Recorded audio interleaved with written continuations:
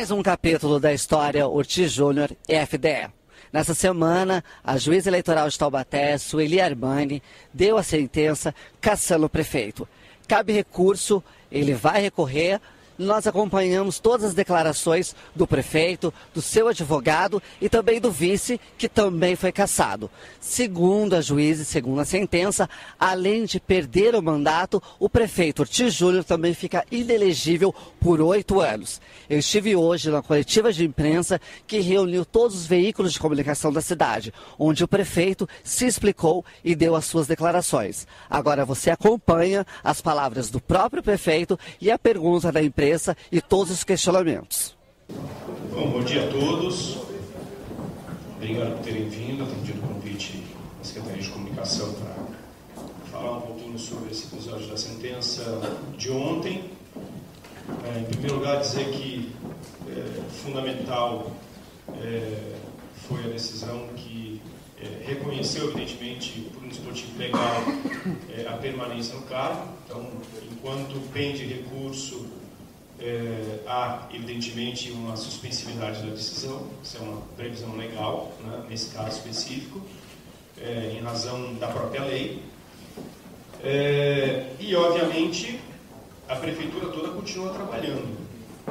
Os secretários estão aí, os secretários todos, ontem nós fizemos uma reunião com todos eles, a Secretaria de Governo, a chefia de gabinete, eu fui a São Paulo, evidentemente, conversar com os advogados, entender um pouco o que era tudo isso. E nessa reunião ficou pactuado que todo mundo tem que redobrar o trabalho, redobrar o esforço, porque afinal de contas aqui todo mundo é pago com recurso público, todo mundo recebe do dinheiro público e todo mundo tem, enquanto permanecer aqui, todo mundo tem que honrar esse salário e trabalhar e produzir resultado. A cidade ainda tem muitos problemas que devem ser enfrentados e resolvidos. E o nosso compromisso é resolver os problemas e enfrentá-los adequadamente. Esse é o nosso papel, é o meu papel como gestor público. Enfim, a população me delegou o ano passado um trabalho. Eu tenho que desempenhar esse trabalho da melhor forma possível e é isso que eu vou procurar fazer nesse período todo em que a gente, se a justiça entender que a gente deve ficar os 4 anos perfeitos, a justiça entender de outra forma, a gente vive um Estado democrático de direito e a característica principal do Estado democrático de direito é respeitar as decisões do Poder Judiciário.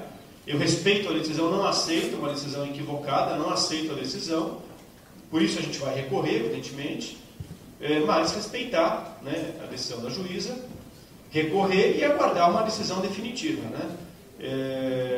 Volto a dizer que, por uma ressalva legal, os recursos têm efeito suspensivo, então, evidentemente, a gente permanece trabalhando enquanto os recursos forem apreciados.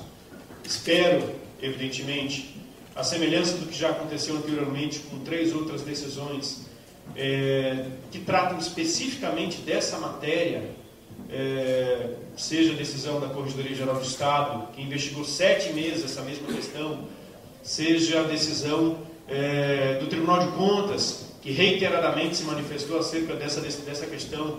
A Corregedoria é uma decisão mais recente, de maio, de maio, mas que investigou 7 meses essa mesma questão. Enfim, li a sentença, volto a dizer, discordo, há várias incongruências, há várias inconsistências na sentença, respeito à decisão da juíza, reitero, e me submeter à decisão definitiva do Judiciário quando ela for proferida. Né? Mas enquanto essa decisão não vier, exerço o cargo de prefeito e vou trabalhar com afinco. Já falei para todo mundo aí, para os secretários, para os servidores da prefeitura, né, para os servidores de livre provimento, que a nossa obrigação é continuar trabalhando. Aliás, é uma obrigação redobrada, porque eu acho que é isso que a população espera da gente. De outro lado, agradecer muito as manifestações. Eu estou nas redes sociais desde muito tempo, então tenho diálogo nas redes sociais com praticamente a população toda. São aí 19 mil pessoas que interagem comigo diariamente nas redes sociais. Agradecer muito o apoio de muita gente nas redes sociais, a motivação, o apoio, enfim, a palavra de estímulo, as orações, né? Muita gente se manifestado, olha, estou orando, estou rezando, estou pedindo a Deus proteção, que se faça o melhor, que se faça a justiça. Agradecer essas pessoas todas que são companheiras, têm apoiado. agradecer a manifestação dos vereadores da nossa base de apoio, que manifestaram também um grande apoio. É necessário que a gente tenha o apoio da Câmara para implementar as reformas necessárias, e eles compreendem essa necessidade. Então, agradecer também o apoio dos vereadores, na pessoa do vereador Diego Fonseca, que está aí, mas as manifestações também de apoio dos outros vereadores todos, manifestação de apoio da população de modo geral. Ontem eu cheguei em Taubaté, fui à farmácia, e a moça que estava lá falou: prefeito, não se preocupa, a gente está junto, vamos embora, enquanto você permanecer aí, estamos juntos. Eu acho que é isso que é a palavra de estímulo importante para a gente seguir adiante. Uma decisão que eu não esperava, né? Mesmo porque, acho que vocês vão entender um pouco, a administração pública é muito dinâmica, os problemas são muito intensos, as decisões são muito intensas, os problemas variam muito no dia a dia, eles são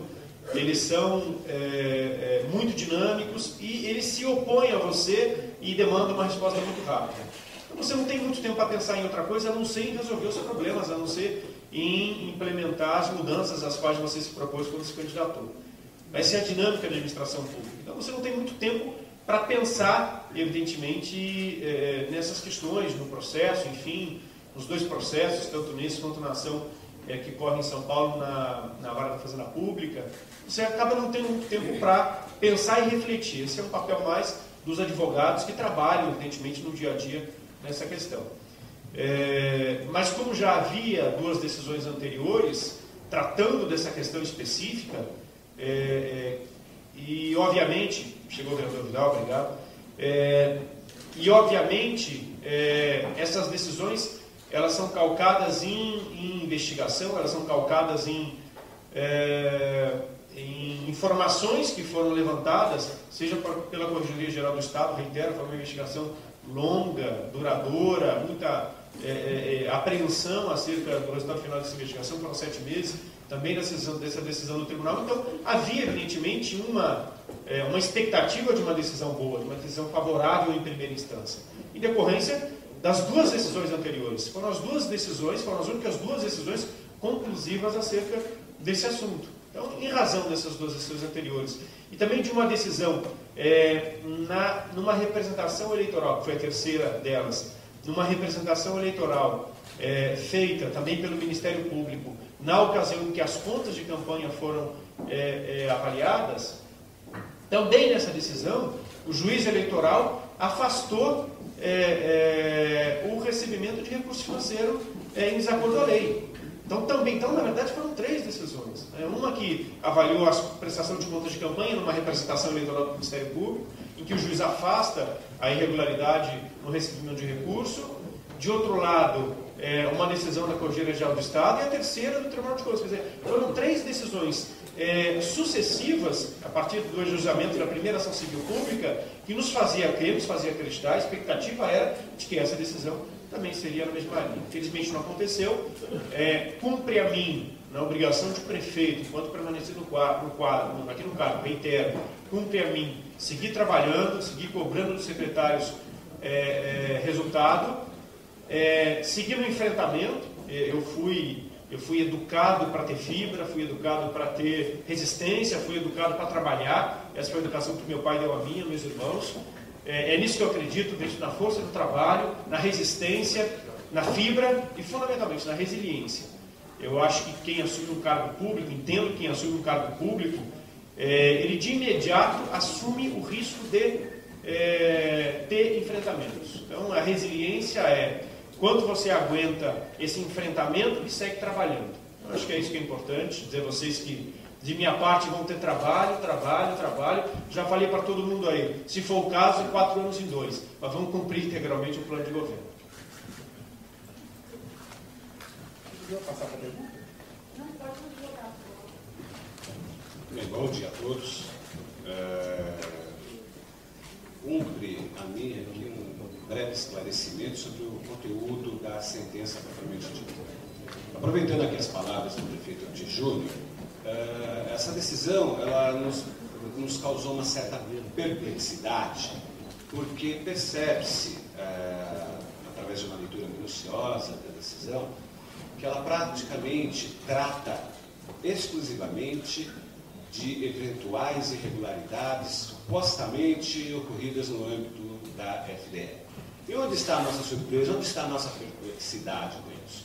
É que nós estamos falando de uma ação de investigação judicial eleitoral, cujo objeto não era a investigação sobre fatos ocorridos, eventualmente ocorridos no âmbito da FDE. Há aí uma clara divisão de competências. As questões que envolvem a FDE foram objeto de investigação do Tribunal de Contas, da Corregedoria Geral do Estado e do Ministério Público da Capital, da Promotoria de Defesa do Patrimônio Público da Capital. Pois bem, dessas investigações, entendeu o Ministério Público da Capital em propor uma ação civil pública visando apurar essas supostas irregularidades. E o fez antes das eleições e antes da propositura dessa ação eleitoral.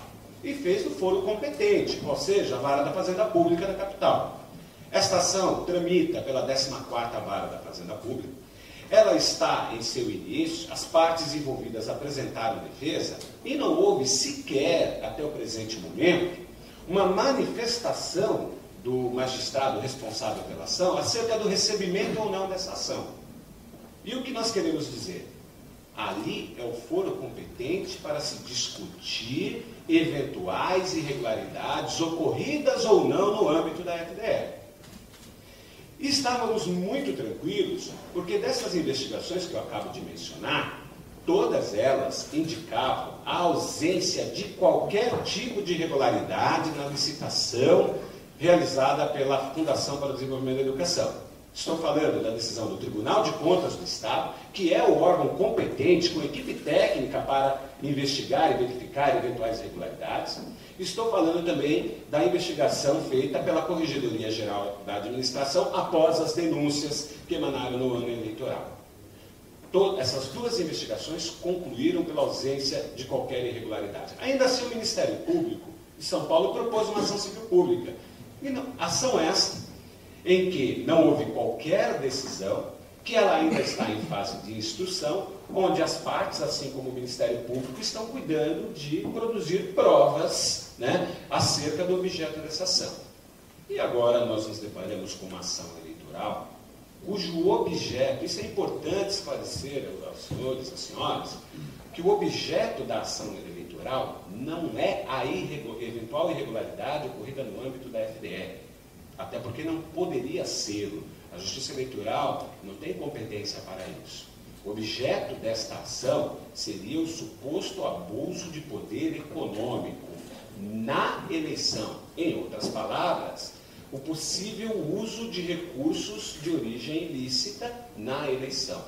Eu convido a todos a fazer uma análise na decisão, e eu, pelo menos até o presente momento, não consegui encontrar um apontamento sequer que indicasse a ocorrência dessa modalidade de ilícito, ou seja, o uso de recursos ilícitos na eleição.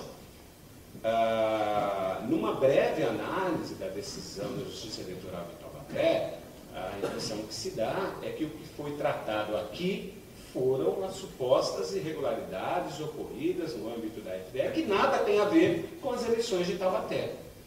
Isso nos causou estranheza, isso nos causou espécie. Por quê? Porque essas questões devem ser tratadas no fórum competente, ou seja, na 14ª Vara da Fazenda Pública de São Paulo, que é onde foi proposta a ação civil pública. Então, por isso, estranhamos o conteúdo, o resultado final dessa ação. Agora, temos que ter em mente que, dada a sistemática processual vigente no Brasil, as decisões, principalmente as decisões de primeira instância, elas admitem recurso. E esses recursos podem provocar a alteração total do conteúdo de uma decisão. Em outras palavras, essa decisão pode ser reformada. E esse será o nosso objetivo daqui para frente. Nós iremos interpor um recurso eleitoral competente, previsto em lei. Este processo será remetido, então, ao Tribunal Regional Eleitoral. Lá, diferente do julgamento que foi feito em Taubaté, lá o julgamento será feito não apenas por um único juiz, mas por um colegiado, são 7 membros do Tribunal Regional Eleitoral que irão apreciar este caso. Acredito, inclusive, que por ser o Tribunal Regional Eleitoral localizado fora do município de Taubaté, tem condições de maior isenção na apreciação do caso, na apreciação da prova, porque lá eles julgam, né, inúmeros processos oriundos das diversas cidades do estado de São Paulo, e acreditamos que, após uma análise mais detalhada quanto ao objeto dessa ação, que é eventual uso de recurso ilícito na eleição, e uma análise das provas que foram coligidas, das provas que constam desse processo, não temos dúvida de que o Tribunal Regional Eleitoral, com todo respeito à decisão da juíza eleitoral daqui de Taubaté, nós não temos dúvida de que o Tribunal Regional Eleitoral irá reformar essa decisão. De qualquer forma, como bem salientado pelo prefeito Ortiz Júnior, é importante dizer que não por mera concessão da juíza que julgou este caso, mas por respeito à lei eleitoral, tá? Então isso é importante dizer, é previsão legal contida na lei eleitoral que neste tipo de ação, em respeito ao princípio da vontade popular, ao princípio da segurança jurídica, para se evitar a alternância indevida de poder, né, a alternância indevida de pessoas no cargo de prefeito, essas decisões, em caso de recurso eleitoral, e é certo que será interposto o recurso eleitoral competente, essas decisões, elas determinam que este recurso seja recebido no seu efeito suspensivo. Traduzindo, o que isso significa? Que esta decisão, ela não tem cumprimento imediato. Apenas e tão somente após o seu trânsito em julgado, ou seja, quando se esgotarem os recursos, se for mantida a decisão tal como foi proferida, né, pelo juízo eleitoral de Taubaté, aí sim ela terá cumprimento.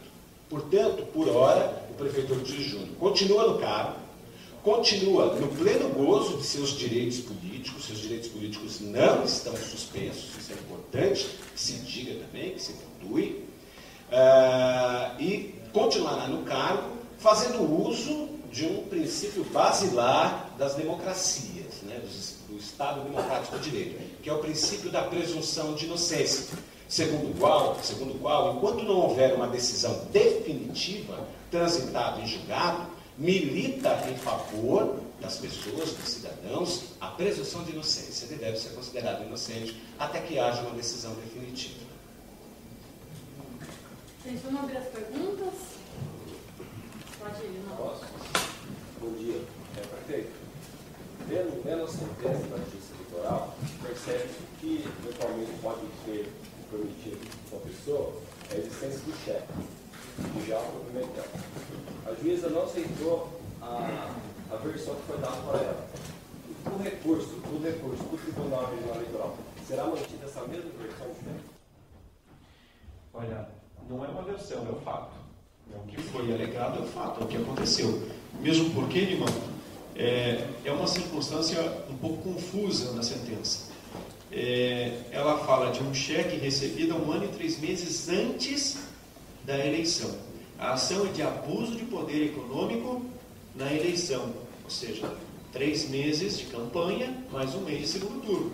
Quer dizer, são coisas completamente diferentes. E essa questão ela foi enfrentada pelo magistrado anterior, que assumiu a competência eleitoral anteriormente, na prestação de contas. Então, o magistrado, porque essa mesma representação, ela foi feita na ocasião em que houve a avaliação das contas. E esse argumento foi colocado lá durante a apreciação das contas. E esse argumento foi enfrentado e foi afastado lá na apreciação das contas. E isso, irmão, não tem nada a ver com abuso de poder econômico durante a eleição.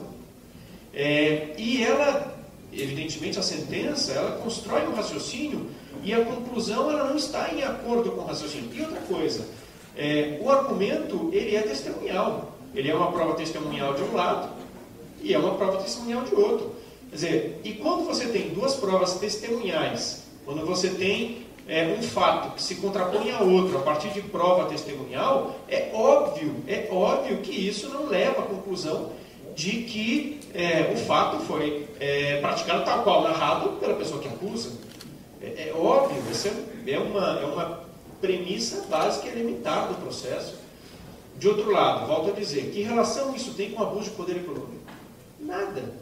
Isso, no máximo, se quisesse apurar Um outro tipo de ilícito, que é o que a sentença coloca, é, por exemplo, a falta de declaração dos valores, por exemplo, no imposto de renda, de quem recebeu os valores.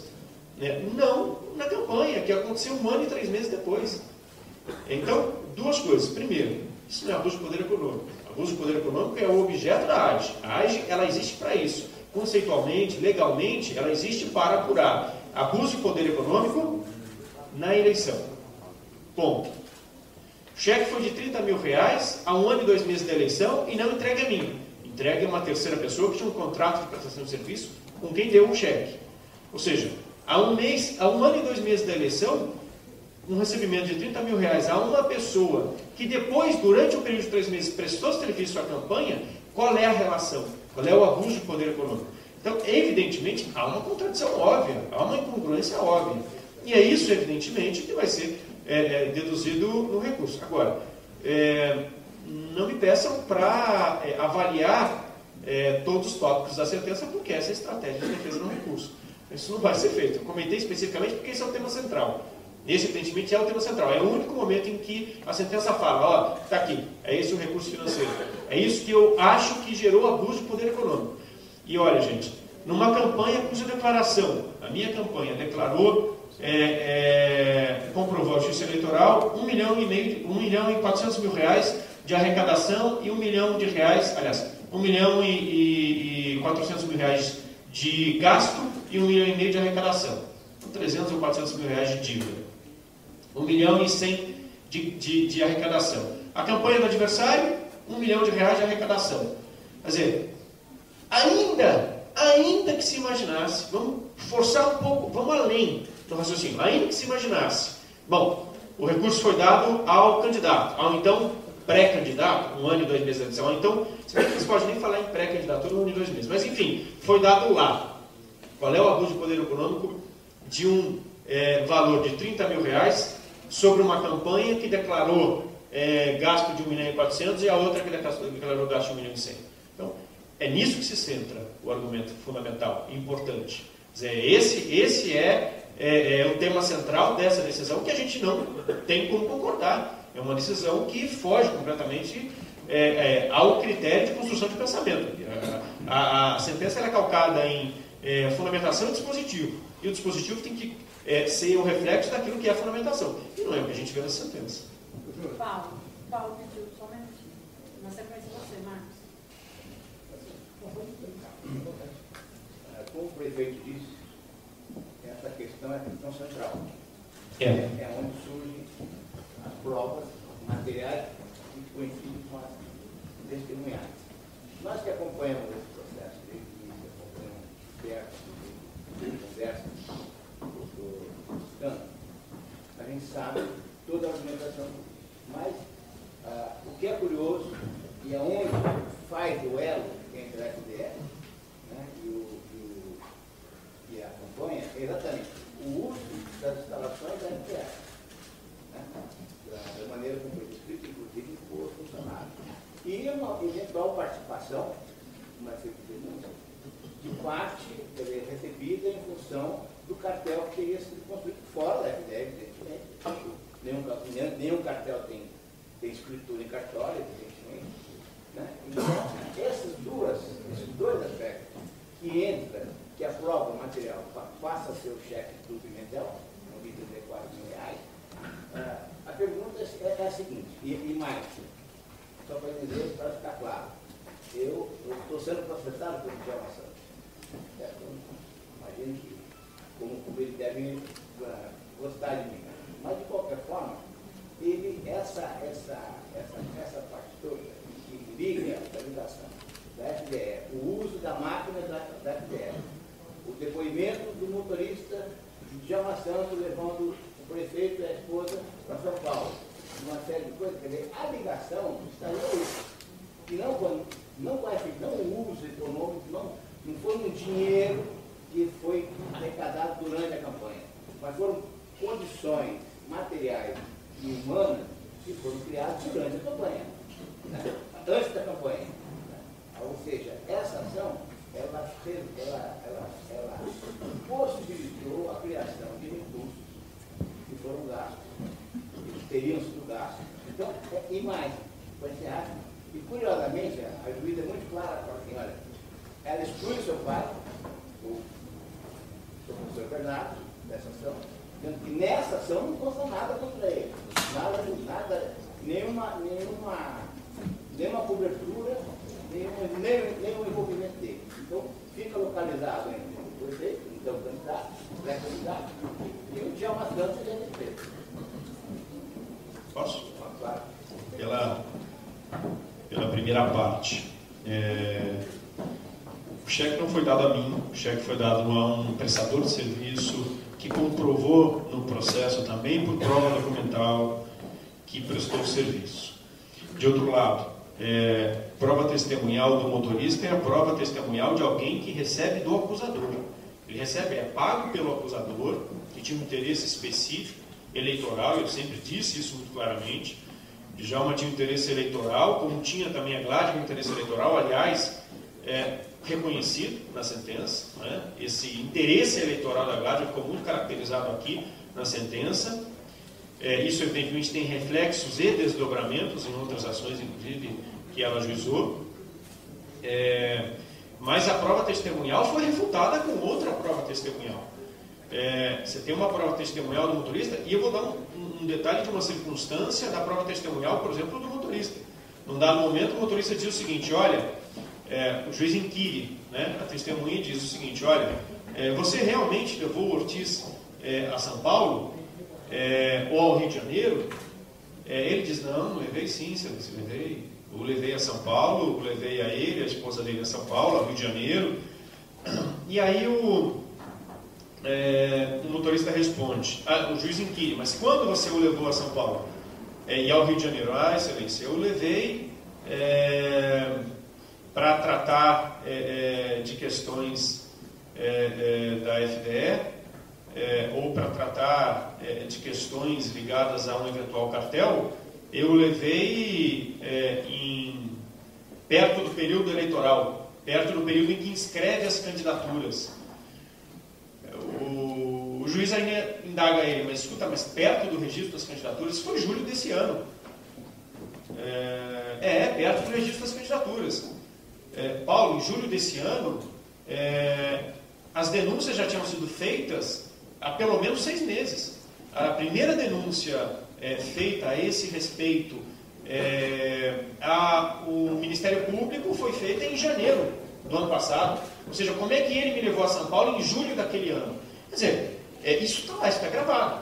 Essa prova testemunhal foi gravada. E justamente essa inconsistência está lá.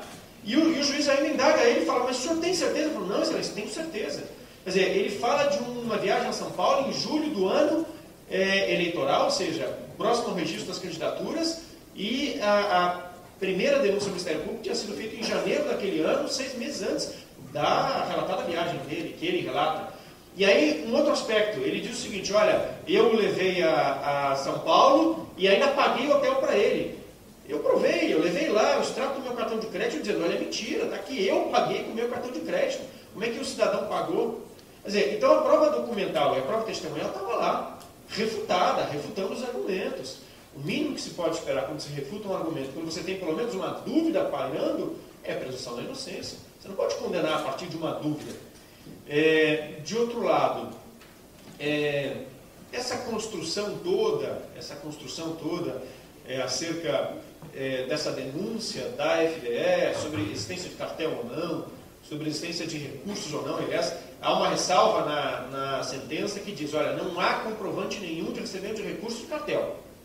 Isso está lá, está expressamente dito, ou seja, não há comprovante documental, não há comprovante nenhum de que tenha havido percepção de recurso disso. E a questão toda de haver ou não um cartel, haver ou não uma improbidade, haver ou não uma ilegalidade, tem de ser tratada, Paulo, num momento certo, numa seara própria e numa ação também própria, que é a ação que corre na vara da Fazenda Pública, que conforme o Dr. Toscano pontuou aqui, não foi recebida. Essa ação ainda eu não contestei. O juiz ainda não deu um despacho de recebimento da petição inicial. O que houve foi uma defesa preliminar. Nós apresentamos defesa preliminar. ela sequer ainda, não houve ainda um despacho, possivelmente, e é o que a gente acredita, a ação deve ser recebida e a gente vai aí sim contestar, produzir prova, lá naquele processo especificamente. Aqui o que tem que se tratar não é se eu fui ou não à FDE, não é se eu falei ou não com o cidadão. Aqui o que tem que se tratar é aonde está o recurso ilícito recebido durante o período eleitoral e de que forma esse recurso ilícito interferiu para o resultado da eleição. Paulo, é isso que trata aqui. A lei é muito clara, ela diz, olha, esse assunto se trata nessa área, não é outro assunto.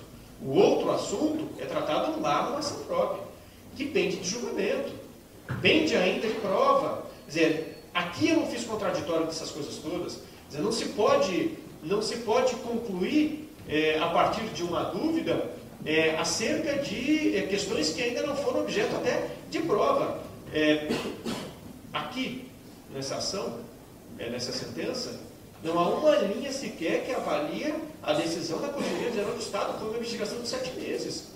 Ora, se foi a única investigação praticada que investigou todo o procedimento licitatório, eventual não formação de cartel, investigou todos os servidores da FDE, que ainda permanecem lá ou que eram servidores na ocasião, fez uma avaliação criteriosa, rigorosa, concluiu, e não há uma linha sequer sobre essa decisão aqui. Essa é uma decisão. Não há uma linha sequer sobre a decisão do Tribunal de Contas. Essa é uma decisão. Não há linha sequer sobre a decisão do juiz que afasta o recebimento de recurso nessa questão específica do marketing. Essa questão do cheque foi enfrentada na decisão de contas e não há também uma linha específica aí. Quer dizer, então esse é um contraditório perneta. É um contraditório que não se completa. É um contraditório em que a gente não teve oportunidade de manifestar ou em que não foi possível sequer a avaliação. Deveria ter sido dito, então, olha, eu discordo da decisão da Corregedoria Geral do Estado, ela não tem fundamento, e eu discordo por esses argumentos. Ou a decisão do Tribunal de Contas do Estado, ela não foi proferida com isenção ou com imparcialidade, e eu discordo por esses argumentos. Fala de uma conversa de rádio, nunca houve uma conversa de rádio, não há prova de conversa de rádio aí. Há um e-mail de um cidadão para ele mesmo, você sabe disso. E há expressamente uma conversa de rádio. Não há isso, não houve interceptação telefônica. Conversa de rádio se comprova com interceptação telefônica. Não há interceptação telefônica. Sequer autorizada pela Justiça e sequer realizada aqui no processo. Quer dizer, então, há contradições, há incongruências, e eu me reservo o direito de contestar essas incongruências e contestar essas argumentações. Volto a dizer, abuso de poder econômico tem que ser comprovado durante o período eleitoral. Tem que ter o recurso auferido ilicitamente. Esse recurso tem que ser num montante que possa caracterizar o abuso de poder econômico e mais. Mesmo que em circunstâncias de recebimento de recurso indevido, mesmo em casos, a jurisprudência diz, não é o que aconteceu, aliás, a juíza diz que não há recebimento indevido de cartel, não há prova disso. Mas mesmo que houvesse, ainda há uma exigência legal. O recurso tem que ser empregado na campanha. Ele tem que ter a prova do emprego daquele recurso auferido ilicitamente na campanha eleitoral. É isso que diz a lei. E, que me perdoe, a sentença não é um reflexo da exigência legal. Júlio, então não houve cartel.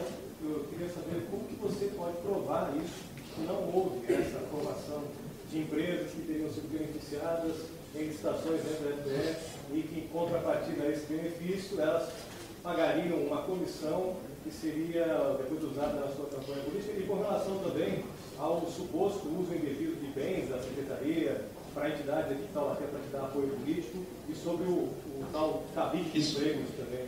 A questão dos bens, vou começar pelo último, a questão dos bens foi tratada aqui. E a juíza trata especificamente da questão da casa Mulher e Vida, Mulher e Vida, trata especificamente na sentença, ela afasta isso. Ela trata aqui. Ela diz, olha, em relação a Vera Cristiane da Tola Iqueda, não há nenhuma relação com acusados, muito pelo contrário, a relação dela era com a acusadora, no caso a Gladys, isso ela trata aqui.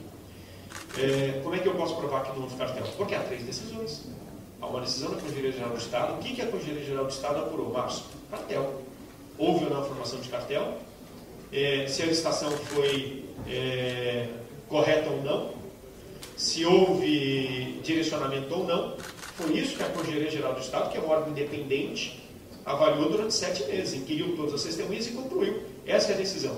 É que, evidentemente, isso não foi muito divulgado pela MP. A consultoria, ela foi enviada à ação civil pública, foi encaminhada ao Ministério Público, inclusive, na ocasião, em maio, mas, evidentemente, não foi dada publicidade a essa decisão devidamente na imprensa.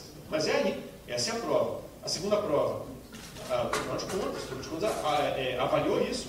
As acusações foram feitas ao Tribunal de Contas e o Tribunal de Contas avaliou. Então, além disso, além da prova testemunhal que a gente levou, vale a pena avaliarem a prova testemunhal. Está lá a transcrição de todos os depoimentos, está lá a prova testemunhal dos servidores de carreira da FDE, né, que trabalharam no processo licitatório. E mais um detalhe, o edital de licitação, na ocasião de compra de mochila, foi exatamente idêntico aos editais anteriores. Aliás, há uma curiosidade aqui, a própria juíza ressalva: olha, realmente o senhor Djalma atuou definitivamente para a elaboração realmente de uma licitação que beneficiasse o cartel. Tanto elaborou, e aí o contrassenso, que conseguiu manter uma cláusula restritiva de participação que nos últimos 3 anos já estavam lá. Ora, se a cláusula foi mantida, gente, e não houve cartel nos anos anteriores, mas que cartel é esse? Se a cláusula, ele teria atuado se ele retirasse a cláusula, não é isso? Se você tem uma cláusula que é a mesma nos anos anteriores, como é que ele atuou para facilitar o cartel? Quer dizer, então não precisava atuar, porque se a licitação anterior, se as 3 anteriores foram idênticas, então o cartel, ele era antigo, era um cartel que se perpetuou durante muito tempo, então não havia formação de cartel para essa licitação, então não tinha que ter participação para nada, não é verdade? Porque o cartel já estava formado, a licitação foi idêntica. Se a licitação foi idêntica, ele não tinha que ter atuado para fazer o edital. Então, há incongruências muito claras, aí, no relato da própria sentença. Cabide de emprego, oi? Então, cabide de emprego também foi afastado aqui. Cabide de emprego, primeiro, ele foi afastado na decisão de contas, e foi afastado aqui também. Há na decisão, nessa decisão especificamente, um tópico específico sobre essas 2 questões, e essas questões foram afastadas. E, Márcio, cabide de emprego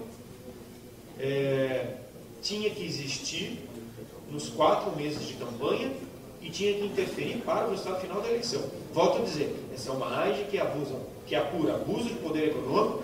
E qual é o reflexo do abuso do poder econômico no resultado final da eleição? Eu aceito ser julgado na ação civil pública, aceito ser julgado na corregedoria, como houve um julgamento, aceito ser julgado no Tribunal de Contas, mas cada qual avaliando a sua respectiva responsabilidade de julgamento. Aqui não.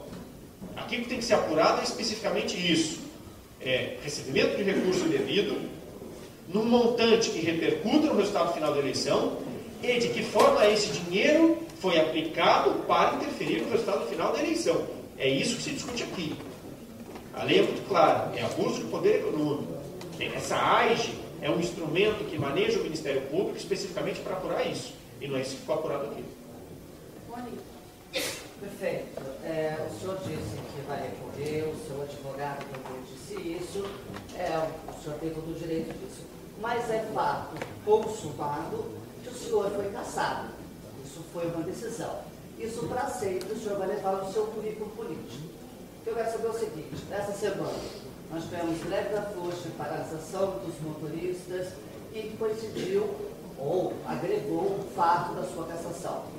O senhor está com uma imagem muito negativa no momento da mídia, tanto repercutiu até no Jornal Nacional, e isso também se repercute na população. Como o senhor vai reverter essa imagem negativa do senhor que está no momento? E a outra questão é a seguinte: a partir desse episódio O senhor acha que o senhor vai ter a sua honestidade sempre questionada? Em primeiro lugar, como é que eu vou reverter? Trabalhando como eu venho fazendo, trabalhando muito. Eu trabalho de 15 a 18 horas por dia. E vou continuar trabalhando, os secretários também vão continuar trabalhando. Essa é a minha função. Quem vai dar a palavra final é a Justiça. Não sou eu, não é também a imprensa. Quem vai dizer a palavra final acerca dessas questões é a Justiça. Eu vou aguardar pacientemente, volto a dizer, a gente vive num Estado democrático de direito, respeito o Poder Judiciário que vai dizer, em definitivo, acerca dessas questões. Recurso é direito, graças a Deus, num Estado democrático de direito de quem é acusado, vou recorrer, e vou recorrer até esgotar, evidentemente, o último recurso, sustentando as incongruências e sustentando, evidentemente, que não aconteceu aquilo que foi narrado aqui. De outro lado, questão de honestidade. Monique, desde o ano passado, durante o período eleitoral, a população conhecia as denúncias. Aliás, as denúncias foram feitas em janeiro. Há uma semana da eleição, a acusação apareceu pelo Ministério Público, ele ajuizou a ação civil pública. Foi dada uma liminar, colocando os meus bens indisponíveis nessa ação civil pública, uma liminar, evidentemente sem me ouvir, nem no inquérito civil, nem, obviamente, na própria ação. Aliás, ainda não fomos ouvidos, não contestamos a ação, né? Formalmente não contestamos ainda. Apresentamos argumentos preliminares para o juiz avaliar se recebe ou não recebe a ação. Então ainda preciso produzir prova, tem audiência, tem contestação, tem réplica, tem tréplica, tem instrução, tem julgamento, enfim. Tem um conjunto grande ainda de momentos processuais. Mas, há uma semana do primeiro turno, a população já conhecia essa acusação. Há 4 dias foi dada a liminar. E eu nunca fugi do diálogo e do debate acerca dessa questão. Aliás, se tem uma coisa que eu não faço é fugir de compromissos de arguir com a população. Meu compromisso é esse. É debater e argumentar sempre, né? Sustentando meu ponto de vista, que é o acredito. Então, ação ajuizada há uma semana da eleição, liminar dada há 4 dias, tive 49% no primeiro turno, 65% no segundo turno. Ou seja, a população votou em mim sabendo dessas acusações. E eu sempre dizia, vamos ter paciência até a palavra final da Justiça. Nesse intervalo entre acusações, ações ajuizadas e essa primeira decisão, já houve 3 duplos julgamentos. E nunca ninguém disse, olha, prefeito, sua honestidade está restabelecida, houve 3 julgamentos. Então nunca ninguém me disse isso. Então me reservo o direito ainda de manter a dúvida, porque tenho 3 julgamentos favoráveis e obviamente esse desfavorável e tenho direito de recurso. Então continuo trabalhando do mesmo jeitinho, da mesma forma, trabalhando duro, enfrentando os problemas de segurança pública da cidade, limpeza urbana, questões que dizem respeito ao enfrentamento do crack, da dependência química. E muito embora você tenha dito que a população, hoje resta uma imagem negativa na população, é evidente que resta, uma decisão judicial. Essa decisão judicial, a imprensa fez o papel dela, que é divulgar, né? É evidente isso. Resta continuar trabalhando. Agora, reconhecer os avanços que foram feitos nesses 7 meses de governo. Há muitos e significativos avanços. E esses muitos e significativos avanços é que eu pretendo continuar aprimorando e pretendo continuar produzindo serviço com qualidade, evidentemente com a ajuda dos secretários, com a ajuda da Câmara de Vereadores, mas a população votou em mim sabendo dessas acusações. Não é que a acusação aconteceu agora. Seria, evidentemente, estelionato eleitoral a população dizer o seguinte, esconder tudo, todas as acusações e dizer o seguinte, não havia nenhuma acusação durante o período eleitoral. Não, muito pelo contrário. Eu enfrentei o segundo turno inteiro, todos os dias de programa eleitoral gratuito, 10 minutos de pancada, 10 minutos de acusação. E, evidentemente, argumentei. Ou seja, todo mundo, toda a sociedade, todos os eleitores que votaram em mim tinham perfeito conhecimento dessas acusações e eu sempre disse, vamos aguardar a palavra final da Justiça. Essa não é a palavra final da Justiça. Esse é o 4º episódio. de 4 decisões que foram tomadas. Eu aguardo a palavra final da Justiça, espero sinceramente que, a semelhança do que aconteceu em outras 3 decisões, o TRE possa reformar essa decisão. Rogério. Prefeito, o senhor já conseguiu avaliar o prejuízo que vai causar, ou já está causando essa limitação para as cidades de Taubaté, já que tanto o professor, ele também teve um mandato cassado, mas para a família Ortiz, que tem um peso grande na cidade, projetando 2 anos de candidatura a deputado do seu irmão, isso também pode afetar? Muito cedo para falar, né? Eu não consigo fazer uma avaliação dessa num período inferior a 24 horas da ciência da decisão, né? Aliás, a decisão foi publicada hoje, né? Eu soube ontem, 11 horas da manhã, a decisão, pela imprensa ainda. Então é muito difícil avaliar. É óbvio que há, evidentemente, uma consequência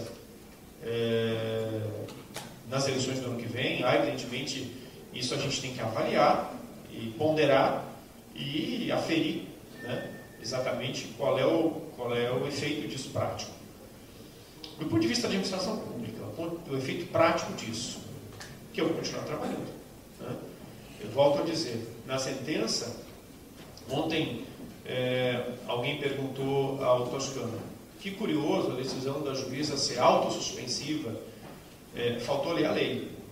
A lei é clara em estabelecer que somente após o trânsito em julgado da decisão se afasta, nesse caso, o gestor público do cargo. Então, vou continuar trabalhando muito, trabalhando com mais afinco. Aliás, os secretários que me esperem, né, nós vamos redobrar o trabalho, redobrar o esforço. Essa é a minha obrigação, fui eleito para isso. Eleito, a população não desconhecia nenhum desses fatos, nenhuma dessas acusações, e eu sempre disse, vou me defender.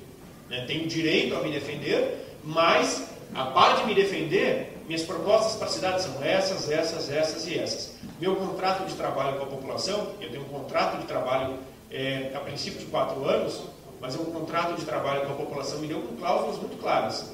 Primeiro, sei que você está sendo acusado. Minha expectativa, se defenda e prova sua inocência. Estou fazendo isso. Segunda cláusula, seu plano de governo. Seu plano de governo são tais propostas. Cumpra isso. É isso que eu estou fazendo. Então, desse ponto de vista, esse é o meu compromisso. Recebo da população salário para isso. Vou continuar trabalhando e honrando esse salário que recebo. Venho, você falou da família Ortiz, venho de uma família que sempre honrou o dinheiro público. Vou continuar respeitando o dinheiro público da mesma forma, da mesma maneira, trabalhando muito. Volto a dizer, sou de uma família forjada no trabalho e na resistência. O pai foi prefeito da cidade 3 mandatos com resistência, foi cassado pela Câmara de Vereadores no primeiro mandato 3 vezes, resistiu, lutou, terminou o mandato como o melhor prefeito dessa história.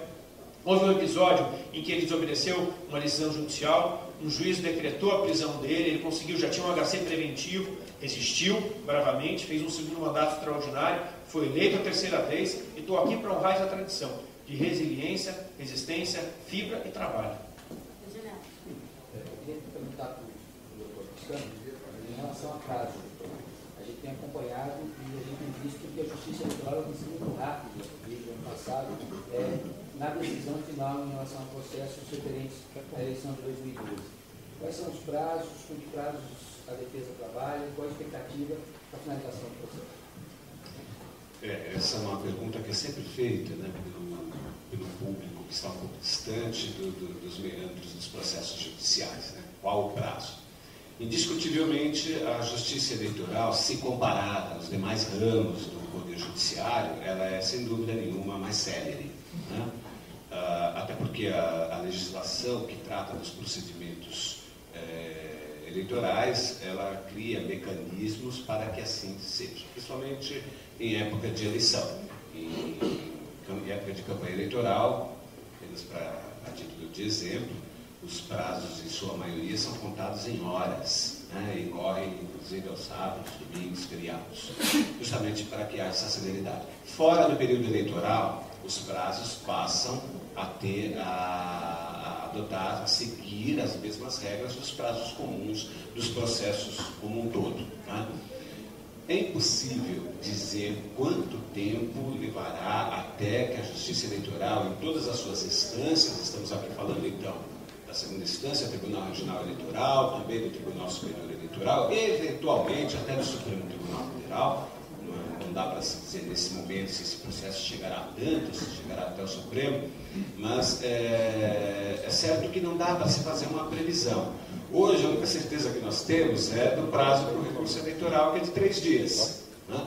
Mas após esse recurso eleitoral de 3 dias, será aberto o prazo ao Ministério Público para apresentar contrarrazões. Depois disso, existem alguns trâmites burocráticos. Esse processo é remetido ao Tribunal Regional Eleitoral, irá para um determinado relator. Lá o Ministério Público vai ter que se manifestar. São 7 membros que compõem o Tribunal Regional Eleitoral, então isso pode levar um tempo. Após a decisão do Tribunal Regional Eleitoral, também é possível uma série de recursos, recursos de embargos, recurso especial, enfim. Eu não teria condições, seria muito leviano, neste momento, indicar ao senhor ou aos seus colegas um prazo, né? Dizer mais ou menos um prazo. É realmente muito difícil. E temos que considerar também que estamos agora fora do período eleitoral. Então, o trâmite dos processos é um pouco mais lento.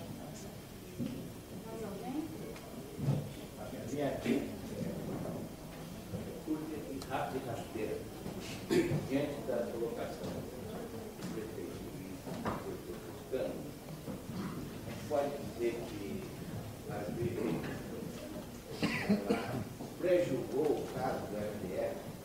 Sem dúvida.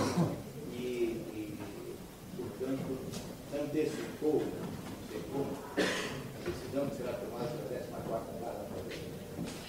Ela não antecipou porque ela não poderia tê-lo feito, né? Mas ela... A conclusão dela é que você estaria condenado. Paulo, há uma distribuição de competência para julgar esses assuntos. Nesse caso específico, ela não poderia tê-lo feito. Evidentemente, o que ela teria de ter avaliado era o abuso de poder econômico. Ela não poderia antecipar um julgamento porque realmente não cumpre a Justiça Eleitoral especificamente a avaliação dessas questões. Cumpre se dessas questões resultasse recurso obtido ilicitamente durante o período eleitoral e empregado na eleição a ponto de desequilibrar o pleito. É isso. Ela teria que linkar, ela teria que estabelecer uma conclusão, uma correlação, um nexo causal entre uma coisa e outra. Então, na verdade, ela não poderia antecipar o julgamento porque realmente é a competência da Vara da Fazenda Pública. Não é preciso antecipar julgando, mas ela se baseou numa situação que ela está prejulgando. Mas ela não poderia prejulgar porque ela não ouviu, por exemplo, as empresas, não houve contraditório. Como é que ela, lá, os réus são eu, meu pai, as empresas, mais alguém, o próprio Estado, né? Nós todos somos réus. Ela não poderia pré-julgar sem ouvir, pelo princípio da ampla defesa do contraditório, devido ao processo legal, sem ouvir a todos. Então ela não pode julgar o cartel, a existência do cartel, sem o contraditório necessário de todos os réus.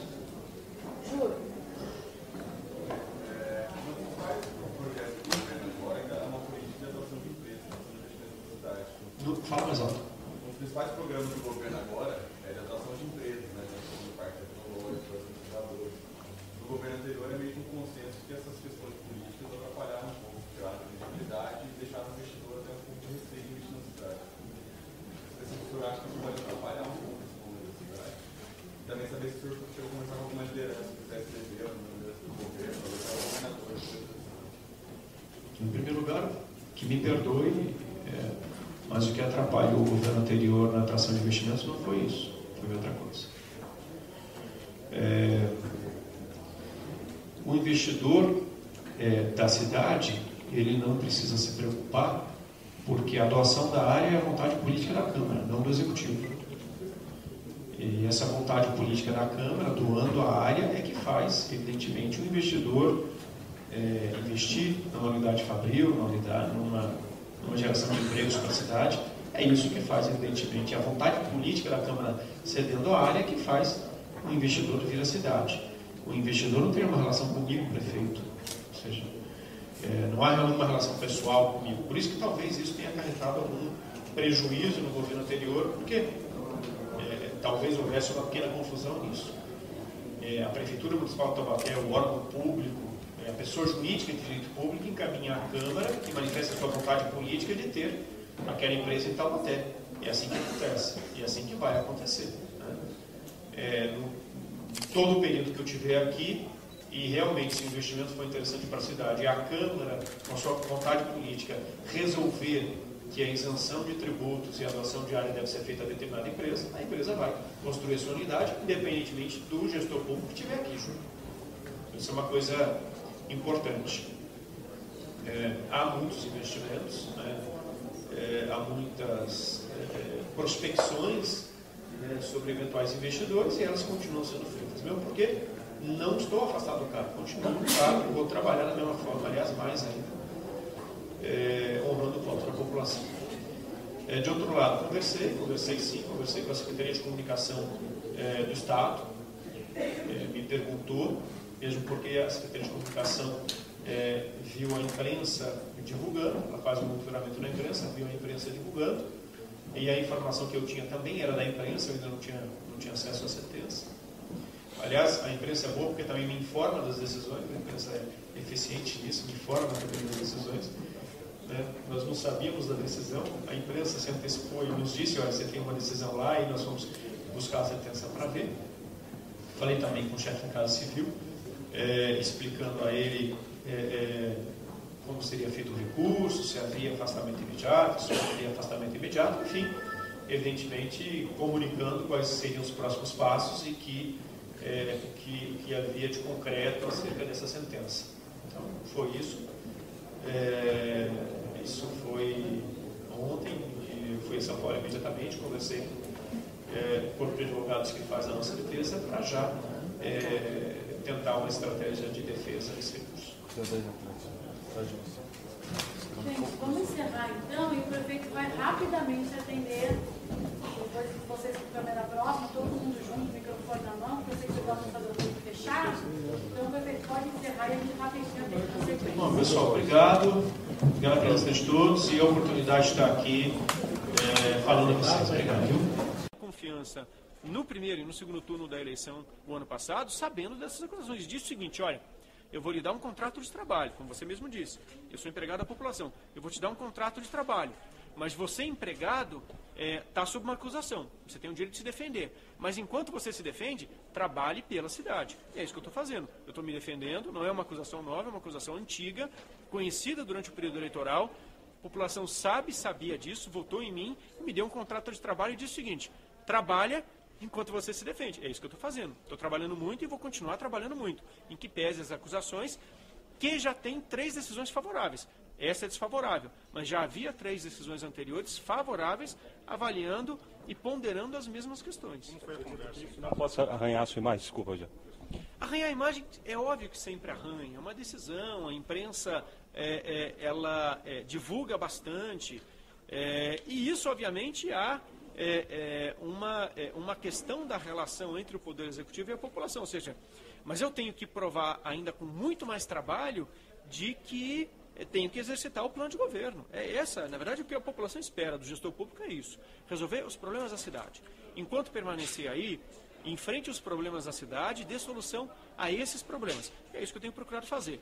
Reorganizando as finanças públicas, reorganizando a máquina pública, fazendo o orçamento sobrar, implementando serviços novos, melhorando a qualidade de vida da população. Essa é a minha obrigação. É isso que eu tenho feito. É isso que a população, em última análise, espera do gestor público. É isso que eu vou continuar fazendo. Como foi a conversa em casa e como reagiu o teu pai, o ex-prefeito Bernardo? Olha, o pai foi excluído das acusações. Então eu estou muito feliz por ele, né? Graças a Deus. Um homem que a vida inteira primou pela honestidade, primou pela retidão de caráter, ter o pai absolvido já é um alívio, né? Ele não merece isso e não merecia isso, pela história de vida pública dele. Então, excelente. Graças a Deus que isso aconteceu. Agora, ele é um homem calejado, enfrentou muitas situações na vida pública dele, é acostumado ao enfrentamento, é acostumado a lidar com essa situação e volto a dizer a você, a todos vocês, nunca achei que seria fácil, nunca achei que teria um mandato tranquilo, nunca achei que seria uma campanha eleitoral também tranquila, mas isso não me desanima, isso não me tira o desejo de ajudar a cidade, não me tira a intenção de trabalhar ainda mais, porque volto a dizer, vi a vida inteira meu pai enfrentar dificuldades, obstáculos e superá-los.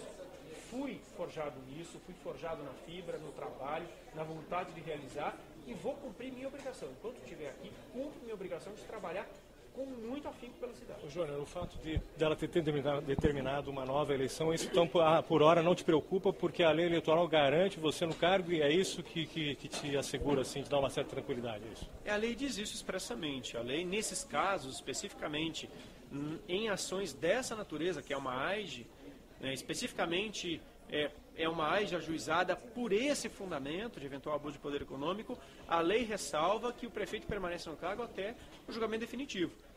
Então, agora, nesse momento, até o julgamento definitivo, não há uma nova eleição, evidentemente. Continuo trabalhando, cumprindo as minhas obrigações à frente da prefeitura e trabalhando bastante, trabalhando com afinco para melhorar a cidade. Mas é a lei que estabelece isso. Prefeito, o senhor disse que soube pela imprensa dessa sentença, no seu caso. O senhor ficou surpreso com algum procedimento da imprensa, não? Não, é normal, né? A imprensa sempre... É normal, a imprensa ela é comunicada e divulga realmente. É até uma forma até de conhecer antes da publicação, até mais tempo até para preparar uma estratégia de defesa, né?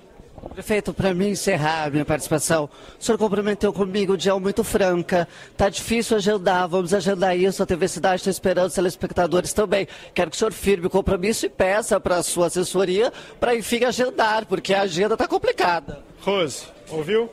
Tá bom? Tá bom, obrigado, prefeito. Eu questionei o prefeito em relação à sua bancada governista.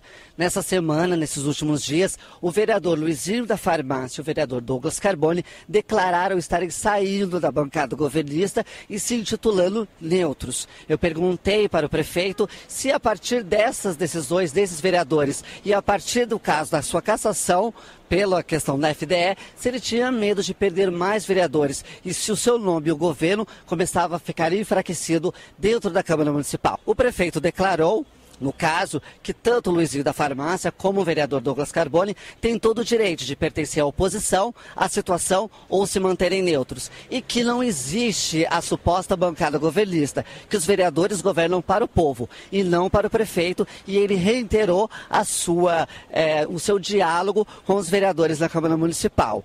A seguir, a gente vai acompanhando as cenas dos próximos capítulos.